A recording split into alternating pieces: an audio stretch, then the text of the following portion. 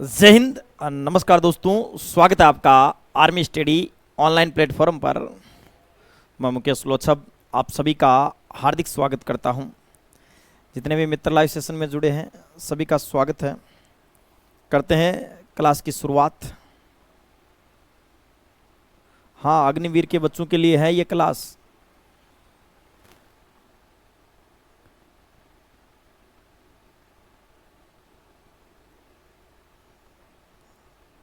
आप आर्मी की जो तैयारी करने वाले बंदे हो, चाहे आर्मी के कलरक के हो, जीडी के हो, नर्सिंग के हो, चाहे टीए वाले हो, सबके लिए ये क्लास है। ठीक है। कल हमने इतिहास का परिचय तो पढ़ लिया था भाई। कल पढ़ाया था इतिहास को 3 भागों में बांटकर, इतिहास का परिचय, इतिहास के जनक वगैरह पढ़े थे कल हमने। आज का जो हमारा टॉपिक है वो प्राचीन भारत में सिंधु घाटी सभ्यता। क्या पढ़ेंगे आज? सिंधु घाटी सभ्यता।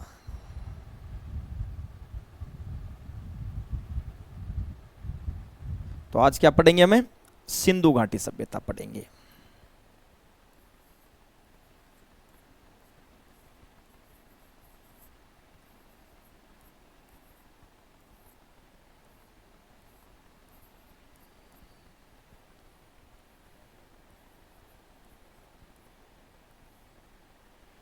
ध्यान से सुनते जाना भाई।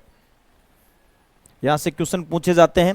सभ्यता का नाम देकर पूछ लिया जाता है कि यह सभ्यता किस राज्य में है, या पूछा जाता है कौन सी नदी के किनारे मिली है, या एक एक दो दो विशेषता यहां से क्वेश्चन पूछे गए हैं भाई।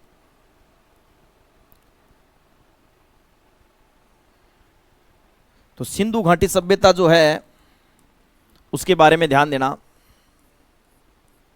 सर्वप्रथम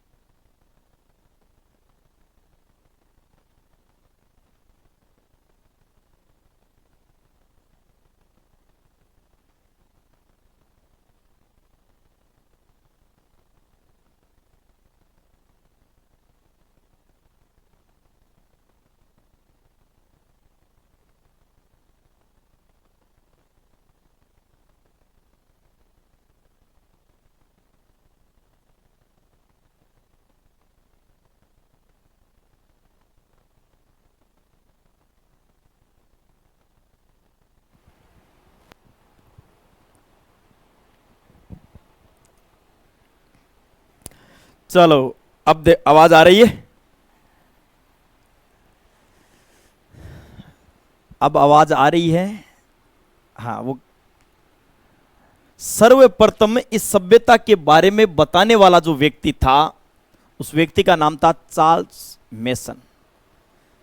इस लाइन का अर्थ क्या है? इस लाइन का अर्थ है कि इस सभ्यता के बारे में सबसे पहले जिसने बताया था उस व्यक्ति का नाम था चार्ल्स मेसन। की यहां प्राचीन समय में कोई ना कोई लोग रहे होंगे। 1853 ईस्वी में भारत का वाइसराय बनकर आया था लॉर्ड डलहौजी। मैंने पढ़ाया भी था क्रांति में, जिसने क्षेत्रों को हड़पा था। और लॉर्ड डलहौजी को कहा जाता है भारतीय रेल का जनक, यानी भारत में की रेल जो चली वो किसके द्वारा चलाई गई? वो लॉर्ड डलहौजी के द्वारा। पहली रेल चली थी 1853 में बंबई से थाने के मध्य महाराष्ट्र में। दूसरी रेल चल रही थी लाहौर में। तो लाहौर में रेल की पटरियां बिछाने के लिए दो भाइयों को ठेका मिला हुआ था कि तुम्हें ये रेल की पटरियां बिछानी है। तो वो दो भाई थे जिनका नाम था बर्टन बंधु, जॉन बर्टन और विलियम बर्टन। उन्होंने यहां से ईंटें चुराई थी। इन्होंने यहां से क्या चुराई थी? ईंटें चुराई थी। आधी से ज्यादा सभ्यता को उजाड़ दिया था उन्होंने। उनको तो ईंटों से मतलब था रेल की पटरियां बिछाने के लिए, और बाकी जो चीजें मिली उनको इसने फेंक दिया था। तब एक अंग्रेज अधिकारी था जिसका नाम था, जो भारतीय पुरातत्व विभाग के जनक, लॉर्ड कनिंघम। लॉर्ड कनिंघम जो है, उन्होंने कहा कि जो सभ्यताएं हैं उन सभ्यताओं को बचाकर रखना चाहिए। तो भारतीय पुरातत्व विभाग के जनक, आया हुआ क्वेश्चन है ये भाई, भारतीय पुरातत्व विभाग के जनक, भारतीय पुरातत्व विभाग के जनक है लॉर्ड कनिंघम। इन्होंने भारतीय पुरातत्व विभाग की स्थापना की थी 1861 में। और ध्यान देना, भारतीय पुरातत्व विभाग का मुख्यालय एग्जाम में पूछा गया है आपके आर्मी में कि भारतीय पुरातत्व विभाग का मुख्यालय कहां है? तो भारतीय पुरातत्व विभाग का मुख्यालय नई दिल्ली में है। भारतीय पुरातत्व विभाग का मुख्यालय कहां है? नई दिल्ली में है। ये आपको बात ध्यान रखना है भाई। तो इस सभ्यता के बारे में, सिंधु घाटी सभ्यता के बारे में सबसे पहले जिस व्यक्ति ने बताया था कि यहां लोग रहते होंगे, वो व्यक्ति चार्ल्स मेसन था। इस सभ्यता पर सर्वप्रथम प्रकाश किसने डाला? चार्ल्स मेसन, 1833 ईस्वी में। भारतीय पुरातत्व विभाग के जनक कौन थे? Lord Cunningham. भारतीय पुरातत्व विभाग का मुख्यालय कहां है? नई दिल्ली में। स्थापना कब हुई? 1861। सर इसका काम क्या है, इसका कार्य क्या है भारतीय पुरातत्व विभाग? ध्यान से सुनना।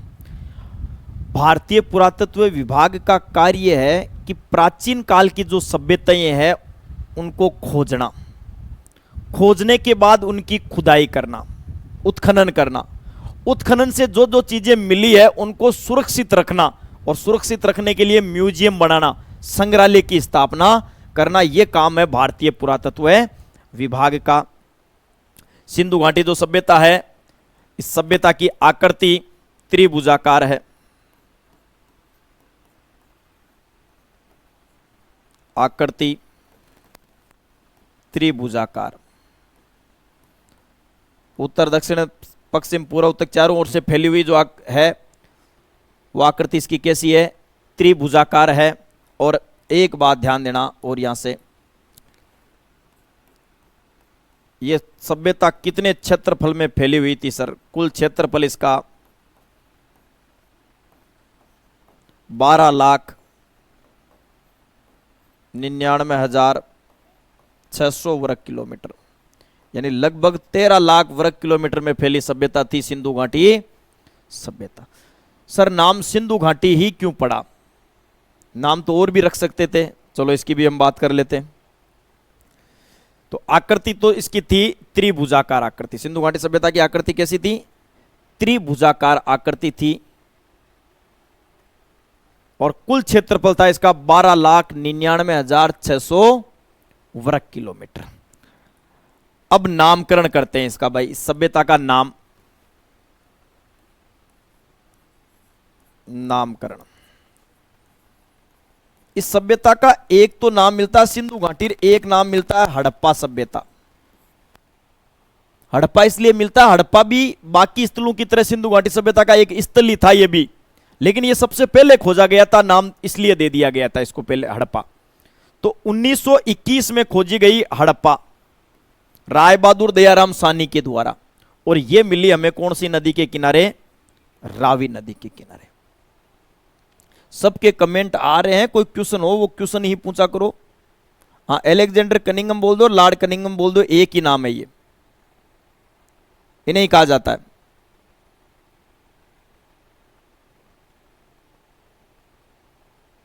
अब एक बच्चा पूछ रहा मुख्यालय कहाँ है? बेटा देख ये क्या लिखा हुआ है, क्या है मुख्यालय? नई दिल्ली।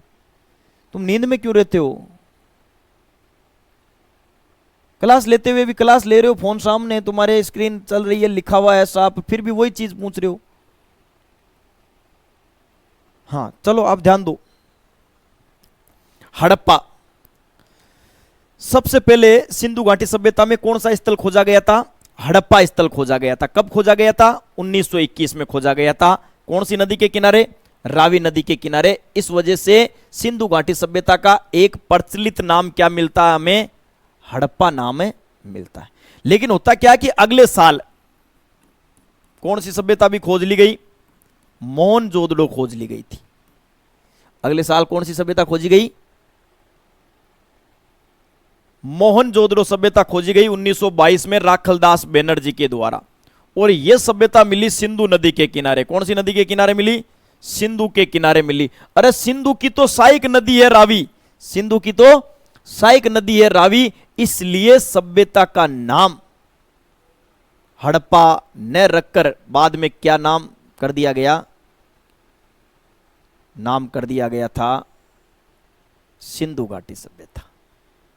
सिंधु घाटी का मतलब है सिंधु और उसकी सहायक नदियों के किनारे ये लोग रहते थे, इसलिए नाम पड़ा सिंधु घाटी सभ्यता। ये 1924 में रखा गया था। जॉन मार्शल नाम के इस समय पुरातत्व विभाग के निदेशक थे।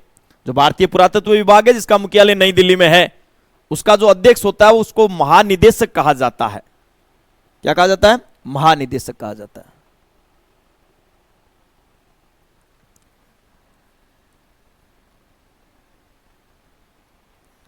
उन्नीस सौ 24 ईस्वी में जॉन मार्शल ने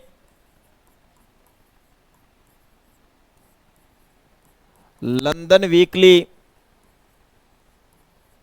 समाचार पत्र, एक समाचार पत्र चलता था लंदन वीकली, यानी सप्ताह में एक बार समाचार पत्र में 1924 ईस्वी में जॉन मार्शल ने लंदन वीकली समाचार पत्र में घोषणा करके सभ्यता का नाम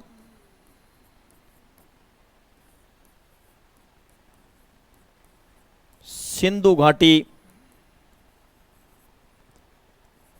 सभ्यता रखा।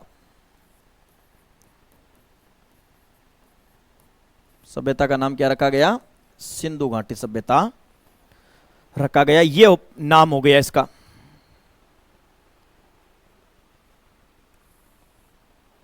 ये नाम हो गया हड़प्पा। वर्तमान में अरे सारी चीजें पढ़ेंगे, मोहनजोदड़ो कहां है, हड़प्पा कहां है। हड़प्पा और मोहनजोदड़ो वर्तमान में पाकिस्तान में है। अभी तो शुरुआत कर रहे हैं, सिंधु घाटी सभ्यता का परिचय पढ़ा रहे हैं, फिर एक एक स्थल पढ़ेंगे हड़प्पा के बारे में, मोहनजोदड़ो के बारे में। आगे ध्यान दो आप। अब बात करते हैं नामकरण के बाद इन लोगों की लिपि। पहली बात तो कालक्रम क्या है, यानी ये सभ्यता धरती पर कब थी। एक विश्लेषण पद्धति है रेडियो कार्बन, जिसके द्वारा सभ्यताओं का पता लगाया जाता है कि ये कितने साल पहले थी धरती पर।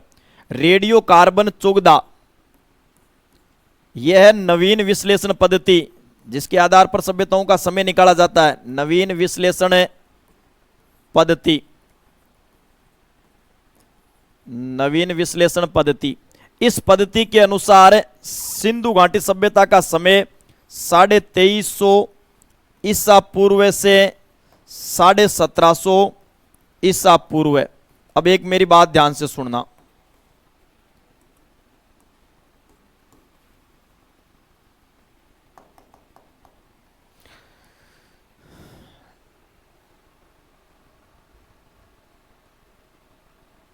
कालक्रम है इसका रेडियो कार्बन 14 नवीन विश्लेषण पद्धति है ये, इसके तहत सभ्यताओं का समय निकाला जाता है। ये सभ्यता धरती पर मानी जाती है 2350 ईसा पूर्व से 1750। सर ये उल्टा क्यों लिखा है आपने? ईसा पूर्व की तिथि पीछे की तरफ चलती है, आज ही दिमाग में बैठा लो।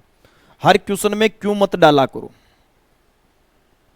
हर क्वेश्चन में क्यों मत डाला करो कि क्यों चलती है। सर चलने का वैसे रीजन है, ईसा मसीह हुए थे जिन्होंने ईसाई धर्म की स्थापना की थी।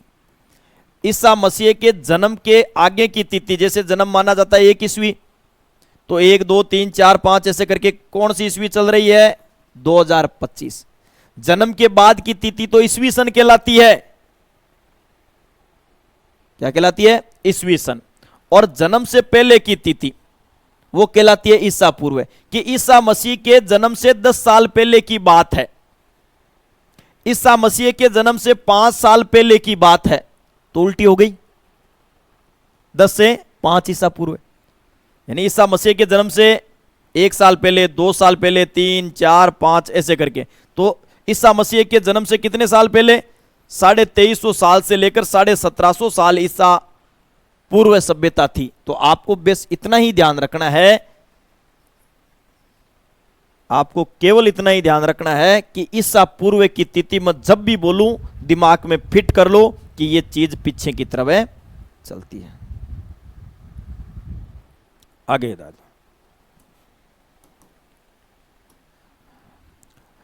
अगली बात करते हैं इनकी लिपि। मैंने कल आपको इतिहास का परिचय पढ़ाया था, उसमें आद्य ऐतिहासिक काल पढ़ाया था। आद्य ऐतिहासिक काल ये सभ्यता कांस्य युगीन या तांबा युगीन थी, यानी सर्वाधिक स्रोत सामग्री हमें किसकी मिली है? कांस्य की मिली है, इसलिए सभ्यता को कांस्य युगीन कहा जाता है। तांबा युगीन सभ्यता कहा जाता है किसको? सिंधु घाटी सभ्यता को। सिंधु घाटी सभ्यता के लोग नदियों के किनारे शहर बनाकर रहते थे, यानी गांव में निवास नहीं करते थे। सारे के सारे नगर मिले हैं, सारे के सारे शहर मिले हैं। तो सिंधु घाटी सभ्यता नगरीय सभ्यता थी। सिंधु घाटी सभ्यता शहरी सभ्यता या नगरीय सभ्यता थी। और लिखित साक्ष्य मिलते हैं, लेकिन लिखे गए को पढ़ा नहीं जा सकता। तो इनकी जो लिपि है वो उल्टी लिखी हुई है, दाएं से बाईं ओर, वापिस बाएं से दाईं, ऐसे करके लिखी हुई है ये लिपि। इधर से शुरू की गई है दाएं से बाएं, बाएं से दाएं, ऐसे करके ये लिपि है इनकी। चित्रों के द्वारा समझाई गई लिपि है। ठीक है सर, आपको मेरा कमेंट, अरे तेरा कमेंट दिख रहा है, तेरा कोई क्वेश्चन हो तो वो बोलना है। सर मेरा जवाब दो, वापस क्वेश्चन पूछ, तेरा मैसेज ऊपर चला गया। चलो ध्यान दो, दाएं से बाईं ओर, दाएं से बाईं ओर ये लिपि है, वो किस आकृति में है? सर्पिलाकार आकृति में।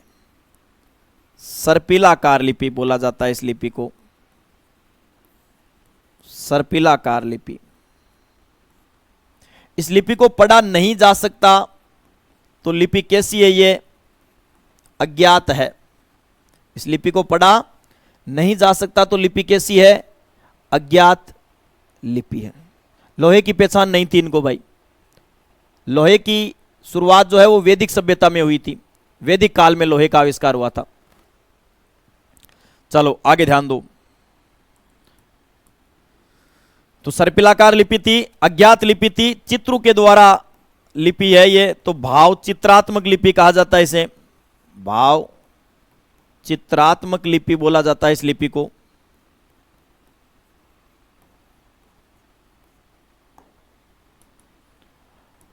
अगली बात करें इससे, सिंधु घाटी सभ्यता के लोगों की लिपि है, तो इसे सेंधव लिपि या सिंधु लिपि भी कहा जाता है। इस लिपि को पढ़ा नहीं जा सकता। भारतीय पुरातत्व विभाग के जो लोग हैं उन्होंने इस लिपि को नाम भी दिया था, और नाम दिया था बुस्टोफिदन लिपि। क्वेश्चन कैसे आएंगे उसके लिए आपको टॉपिक होते ही पीडीएफ मिलेगी क्वेश्चनों की, पता चल जाएगा कि कैसे पूछे गए हैं क्वेश्चन।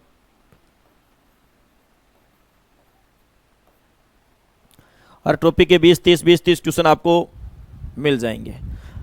आज अपलोड करवा देंगे आपको 1857 की क्रांति के क्वेश्चन। हो गया क्या? हाँ, आप 1857 की क्रांति मैंने आपको पढ़ा दी है, और आप देख लो कि आपको एक पीडीएफ मिल गई है। 1857 की क्रांति के क्वेश्चन आपको मिल चुके हैं, तो आप देख सकते हो कि क्वेश्चन कैसे पूछे जाते हैं। सर भोगवा नदी के किनारे, भोगवा नदी के किनारे जो है वो लोथल सभ्यता विकसित हुई है। तो लिपि जो है इनकी वो दाएं से बाईं ओर लिखी हुई मिली है। सर्पिलाकार आकृति में ये लिपि है, अज्ञात लिपि है, भाव चित्रात्मक लिपि है, सेंधव लिपि है, और बुष्टोफिदने लिपि कहा जाता है इस लिपि को। चलो बढ़े आगे भाई।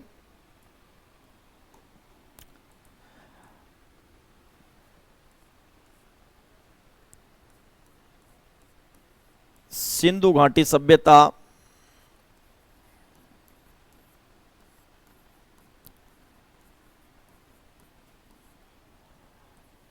कांस्य या कैसी सभ्यता है? तांबा युगीन सभ्यता थी।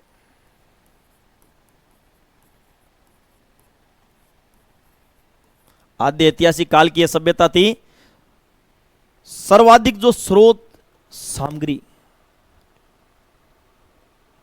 सर्वाधिक जो स्रोत सामग्री है वो हमें मिली है कांसे की या तांबे की।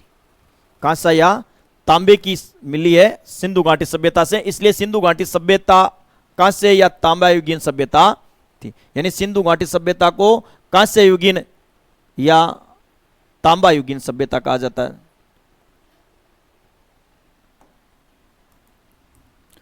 अगली बात ध्यान देना, सिंधु घाटी सभ्यता, सिंधु घाटी सभ्यता के जो लोग थे वो गांवों में न रहकर कहां रहते थे? शहरों में रहते थे, नगरों में रहते थे। इसलिए सिंधु घाटी सभ्यता को नगरीय सभ्यता या शहरी सभ्यता कहा जाता है। सिंधु घाटी सभ्यता को नगरीय सभ्यता कहा जाता है। सिंधु घाटी जो सभ्यता है उस सभ्यता को किस नाम से जाना जाता है? नगरीय सभ्यता के नाम से जाना जाता है। अगली बात करें सिंधु घाटी सभ्यता से, तो सिंधु घाटी सभ्यता में हमें मात्र सतात्मक वंश मिलता है, यानी माता से संबंधित मूर्तियां मिली है, तो समाज को मात्र सतात्मक कहा जाता था। बाद का समाज पितृ सतात्मक था, घर का मुखिया पिता हुआ करता था। लेकिन एक सातवान वंश जो है, सातवां वंश में राजा जो हुआ करते थे वो अपने नाम के आगे, अपने नाम के आगे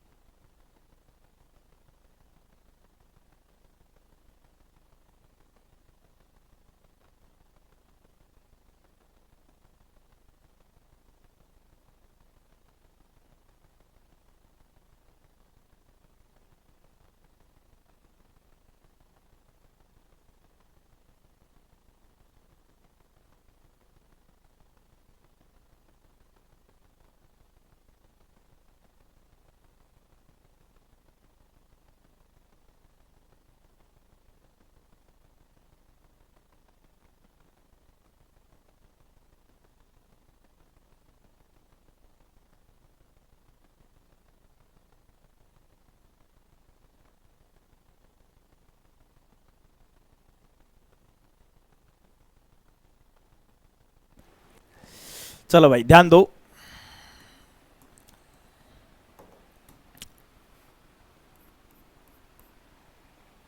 तो सिंधु घाटी सभ्यता को नगरीय सभ्यता कहा जाता है और सिंधु घाटी सभ्यता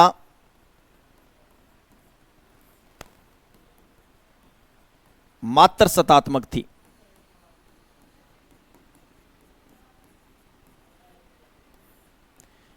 वैदिक सभ्यता पितर सतात्मक थी और यह सभ्यता मात्र सतात्मक थी।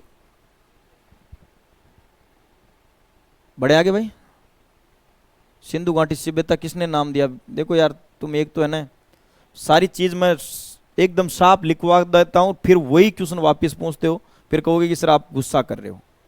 इधर देखो 1924 में जॉन मार्शल ने इस सभ्यता में घोषणा करके नाम सिंधु घाटी सभ्यता रखा। और फिर कैसे बताएं तुझे? तुम नींद में ले रहे हो एक दो जने तो क्लास। तो सिंधु घाटी सभ्यता मात्र सतात्मक थी। अगली बात ध्यान देना, बात करें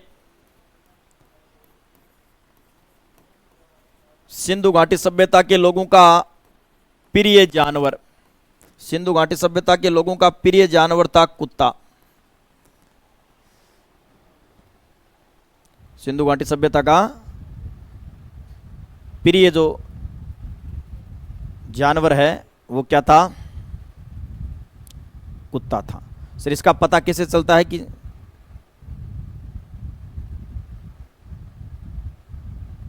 कुत्ता ही था? हमें एक पंजाब से रोपड़ सभ्यता मिली है।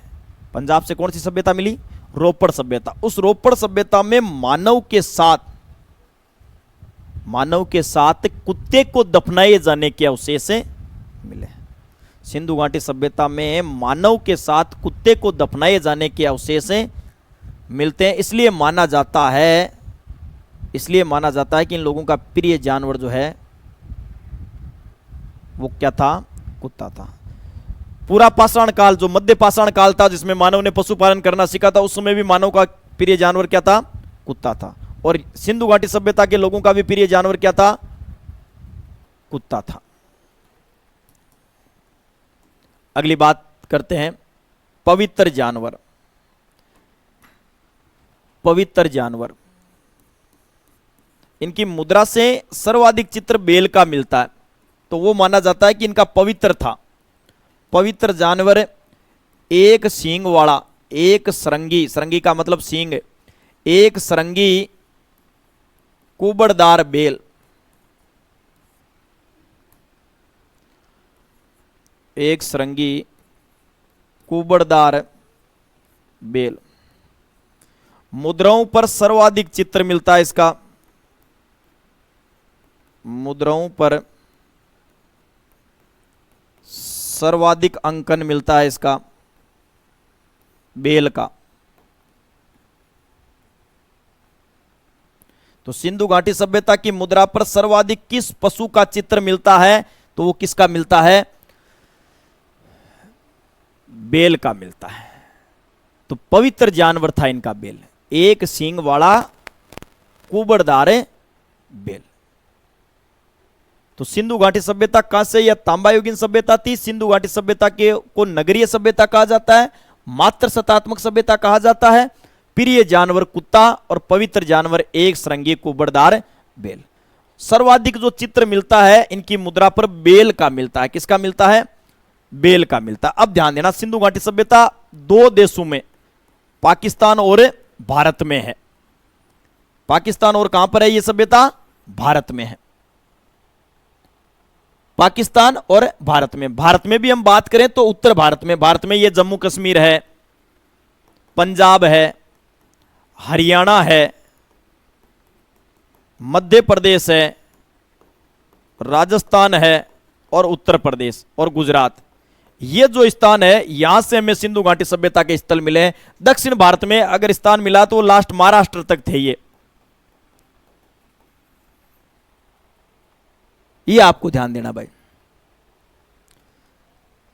एक बच्चा पूछ रहा है कि सिंधु घाटी सभ्यता कहां है? तो सिंधु घाटी सभ्यता भारत और पंजाब, भारत और पाकिस्तान में है भाई। हिस्ट्री का क्लास 12 से 1 बजे की, 12 से 1 क्लास। चलो आगे ध्यान दो भाई।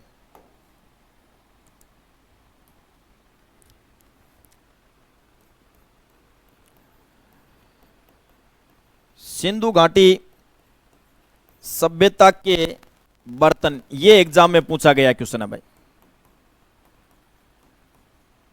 सिंधु घाटी सभ्यता के बर्तन टेरिकोटा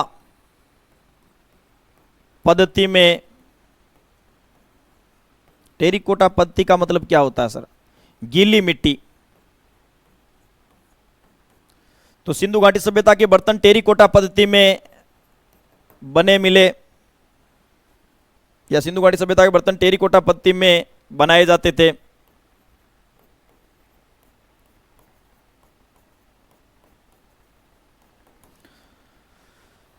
सिंधु घाटी सभ्यता के पाकिस्तान में मोंटगोमरी जिला वहां से मिला है, लरकाना जिला है वहां से मिला है। मोंटगोमरी से तो हड़प्पा मिलती है और लरकाना से मोहनजोदड़ो सभ्यता मिलती है।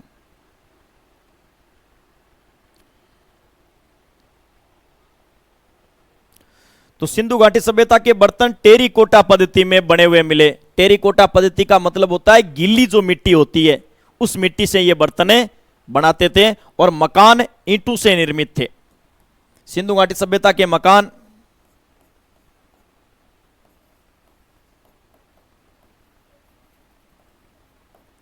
सिंधु घाटी सभ्यता के मकान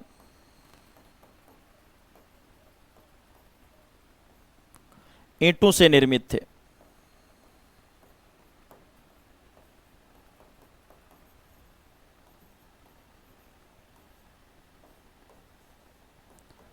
सिंधु घाटी सभ्यता के जो मकान है वो मकान किसके बने हुए थे? ईंटों के बने हुए थे। ईंटों से निर्मित यहां से हमें मकान मिलते हैं। अब ध्यान दो आप, ये सभ्यता कहां से कहां तक फैली हुई थी सर उस समय? वो बात कर रहे हैं हम विस्तार की। विस्तार, सिंधु घाटी सभ्यता का विस्तार। चारों दिशाओं की बात कर लेते हैं विस्तार में कि कहां से कहां तक ये लोग रहते थे।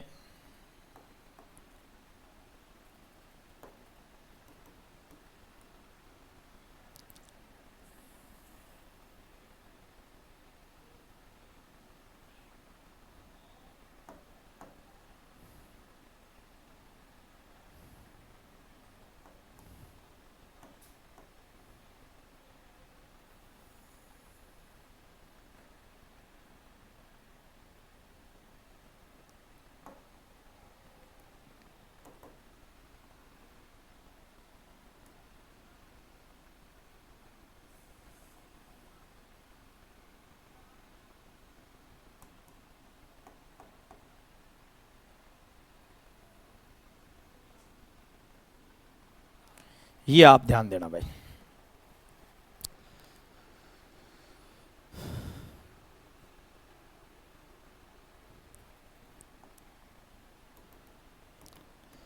ये सबको पता है, ऊपर की जो दिशा होती है ये उत्तर दिशा होती है। कौन सी दिशा होती है? उत्तर। यानी ये उत्तर में कहां तक थी उसकी बात हो रही है, ठीक है। पक्की ईंटों से मकान थे ये निर्मित, लेकिन कई स्थानों से कच्ची ईंटों से भी मिले, इसलिए क्वेश्चन ये नहीं बनता कि कच्ची से बने हुए थे पक्की से बने हुए थे।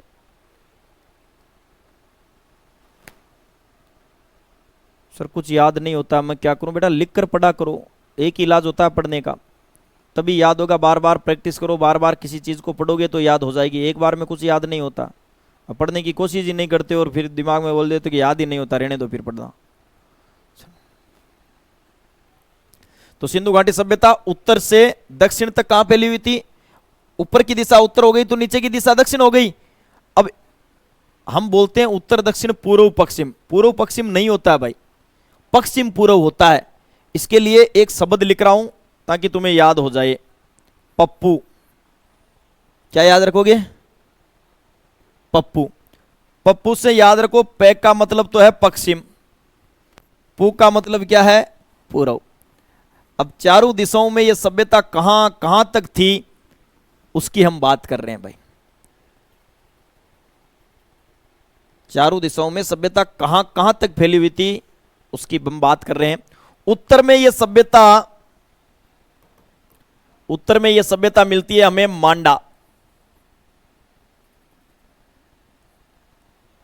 मांडा। मांडा जगह सर, मांडा मिली हमें जम्मू कश्मीर से।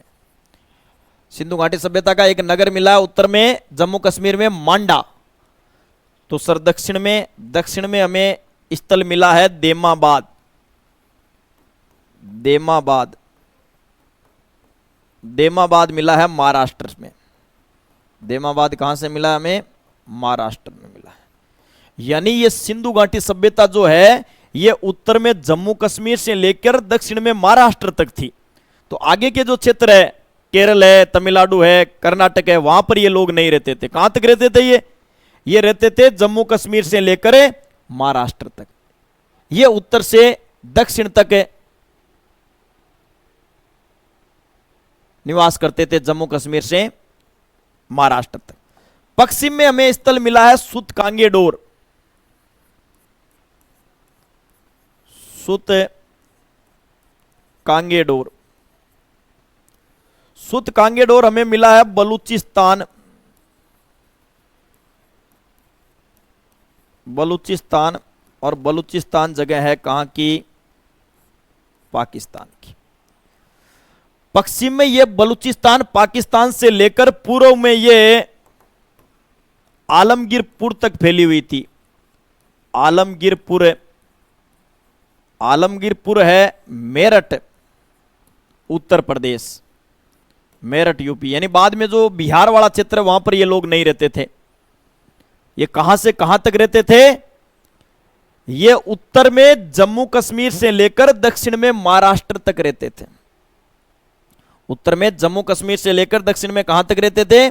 महाराष्ट्र तक रहते थे। पश्चिम में ये सुत कांगेडोर बलूचिस्तान पाकिस्तान से लेकर पूर्व में ये आलमगीरपुर मेरठ यूपी तक रहते थे। ये कुल क्षेत्रफल, इनकी जो आकृति है, जो स्थान मिले हैं उनकी आकृति मिलती है हमें त्रिभुजाकार। तो सिंधु घाटी सभ्यता की आकृति कैसी है? त्रिभुजाकार है। कैसी आकृति है? त्रिभुजाकार आकृति है। ये जो क्षेत्र है जहां पर ये फैली हुई है, ये कुल क्षेत्र है 12,99,600 वर्ग किलोमीटर। 12,99,600। नदियों के किनारे मिली ये सभ्यताएं। सभ्यताएं किसने, लगभग जितनी भी सभ्यताएं हैं वो किसी न किसी नदी के किनारे मिली है। जैसे मांडा है वो चिनाब नदी के किनारे। मांडा स्थल हमें कौन सी नदी के किनारे मिला है? चिनाब नदी। चिनाब नदी है सिंधु की सहायक नदी। मांडा स्थल हमें चिनाब नदी के किनारे मिला है। मांडा स्थल हमें कहां से मिला है? चिनाब नदी के किनारे मिला है। देमाबाद, देमाबाद मिला है परवरा नदी के किनारे। परवरा नदी, जहां से हमें कांसे की सामग्रियां मिली है, कांसे का रथ मिला है। तो देमाबाद महाराष्ट्र कौन सी नदी के किनारे मिला है? परवरा नदी के किनारे, जो दक्षिणतम बिंदु है। दक्षिण में अंतिम यही स्थान मिलता है। इधर पश्चिम में हमें स्थान मिला है सुत कांगेडोर। सुत कांगेडोर बलूचिस्तान पाकिस्तान में ये स्थल मिला है हमें दास्क नदी के किनारे। कौन सी नदी के किनारे? दास्क नदी के किनारे ये हमें स्थल मिलता है। और इधर हम बात करें आलमगीरपुर, आलमगीरपुर स्थल मिला है हिंडन नदी के किनारे। आलमगीरपुर जो स्थल है वो कौन सी नदी के किनारे विकसित हुआ है? हिंडन नदी के किनारे। ये आपको ध्यान देना भाई। ये हो गया सभ्यता का क्या? विस्तार, कि ये सभ्यता कहां से कहां तक फैली हुई है। सिंधु घाटी सभ्यता का विस्तार है। जैसा का जैसा इसको उतार लेना।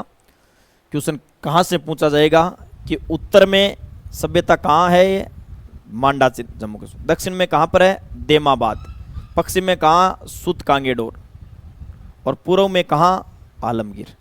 मांडा कौन सी नदी के किनारे? क्वेश्चन यही बनता है। मांडा कौन सी नदी के किनारे मिला? चिनाब। देमाबाद कौन सी नदी के किनारे मिला? परवरा नदी। सुत कांगेडोर कौन सी नदी के किनारे? दास्क नदी। आलमगीरपुर कौन सी नदी के किनारे? हिंडन नदी। या स्थान देकर नाम पूछा जाएगा ये कहां है। यानी आलमगीरपुर सभ्यता, सिंधु घाटी सभ्यता का स्थल आलमगीर कहां पर है? उत्तर प्रदेश, मध्य प्रदेश, पंजाब, हरियाणा। ऐसे ऑप्शन देकर एग्जाम में क्वेश्चन पूछे जाएंगे। अब पहला स्थल पढ़ते हैं हम आज। सिंधु घाटी सभ्यता का पहला स्थल है हड़प्पा। सिंधु घाटी सभ्यता का पहला स्थल है हड़प्पा। इसलिए इस सभ्यता का एक प्रचलित नाम हड़प्पा भी मिलता है। हड़प्पा कोई सभ्यता नहीं है, हड़प्पा तो सिंधु घाटी सभ्यता का ही एक नगर है। यानी सारे के सारे जो नगर मिले हैं, जो 10-15 नगर हम पढ़ेंगे, उनमें से एक नगर हड़प्पा भी था। हड़प्पा, मोहनजोदड़ो, कालीबंगा, ये सारे के सारे सिंधु घाटी सभ्यता के स्थल है, नगर है। लेकिन हड़प्पा सबसे पहले खोजा गया, इसलिए हड़प्पा नाम मिलता है। हड़प्पा, पहली बात तो याद रखो, खोजकर्ता। हड़प्पा खोजी गई 1921 में। खोजने वाले व्यक्ति का नाम था राय बहादुर दयाराम साहनी। राय बहादुर दयाराम साहनी ने कौन सा स्थल खोजा, कौन सा नगर खोजा? हड़प्पा नगर खोजा। कोई भी क्वेश्चन हो तो पूछ सकते हो भाई आप। बात करते हैं कहां स्थित है ये, यानी हड़प्पा हमें कहां से मिला है। देखो खोजा गया था उस समय तो भारत में ही था ये, 1921 में खोजा गया। पाकिस्तान तो कब बना? 1947 में। तो उसके बाद पाकिस्तान में चला गया था ये स्थल। तो ये है मोंटगोमरी जिले में, मोंटगोमरी जिला। पाकिस्तान में 2 राज्य है, एक का नाम तो राज्य का नाम है पंजाब और एक का नाम है सिंध। पंजाब प्रांत, प्रांत राज्य को कहा जाता है भाई, पंजाब प्रांत है पाकिस्तान। यहां पर यह स्थल हमें मिला रावी नदी के किनारे। कौन सी नदी के किनारे? रावी नदी के किनारे विकसित हुआ। यहां से ये रावी नदी वाला चीज पूछ ली जाती है कि हड़प्पा सभ्यता कौन सी नदी के किनारे मिली। ये आर्मी में पूछा गया भी है क्वेश्चन, हड़प्पा स्थल कौन सी नदी के किनारे मिला। तो हड़प्पा स्थल जो है वो मिला था मोंटगोमरी जिला, पंजाब प्रांत पाकिस्तान में, रावी नदी के किनारे।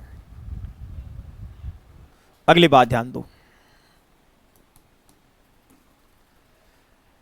हड़प्पा जो है वो भारत में खोजा गया पहला स्थल, और पहला है तो सबसे प्राचीन भी है।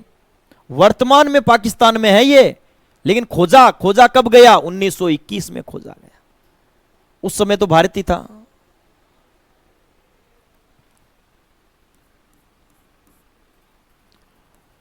भारत में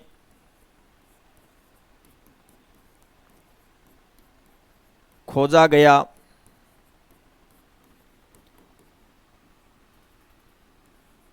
प्रथम व सबसे प्राचीन स्थल।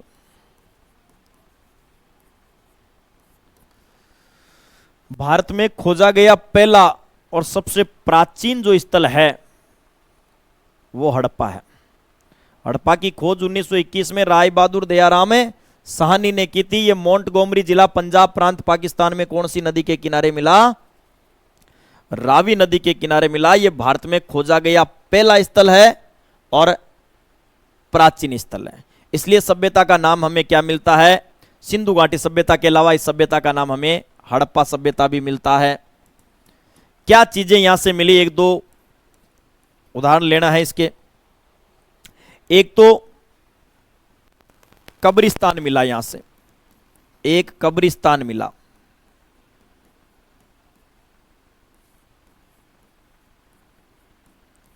पुराविद जो है भारतीय पुरातत्व विभाग के निदेशक, उन्होंने इसका नामकरण किया और उन्होंने इसका नाम रखा R37। मतलब कुछ नहीं है कि सर R37 क्या होता है। जैसे तुम्हारा नाम है, घर वालों ने तुम्हारा नाम निकाला ही है, वैसे ही इस कब्रिस्तान को नाम दिया गया।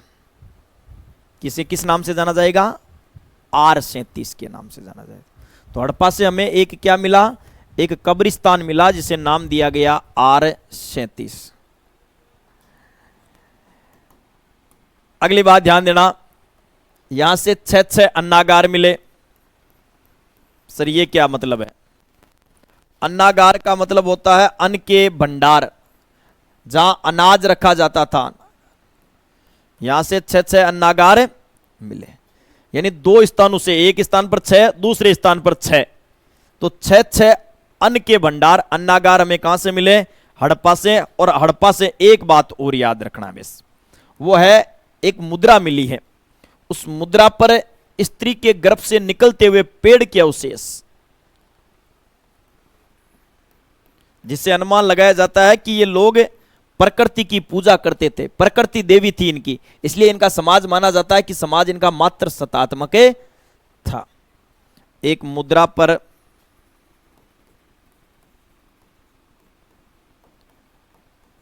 स्त्री के गर्भ से निकलते हुए पेड़ के अवशेष,